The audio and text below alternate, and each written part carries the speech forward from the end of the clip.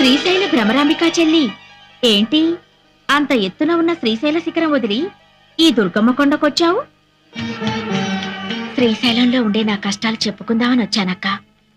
ఇంతలో నీ ముక్కు పుడకపోయిందని విన్నాను. పోలేదు. మరి గుళ్ళోనే ఉంది. గుళ్ళోనే ఉందా? కృష్ణవేణి చెల్లి నా ముక్కు పుడక అందుకోవాలని ఉరకలేస్తుంది. అది జరిగితే ప్రళయం వస్తుందిగా, అందుకని నేనే తీసేశాను. ఎక్కడుంది? ఈ రాత్రి 1000 సంవత్సరాలకి ఓసారి వచ్చే దుర్గాష్టమి. 7 గ్రహాలు మకర రాశిలో కలుస్తాయి. చంద్రగ్రహం సూర్యగ్రహం మాత్రం కన్యారాశిలో ఉంటాయి. ఆదిశక్తి అపరజ్యోతి అయి ఆకాశంలో వెలుగుతుంది. త్రిమూర్తులు కూడా ఆ జ్యోతికి యజ్ఞశక్తిని ధారపోస్తారు. ఈ రాత్రి ఆ దివ్య గడియల్లో ఎవరైతే నా వ్రతం చేస్తారో వాళ్లకు నా ముక్కుపుడక దక్కుతుంది.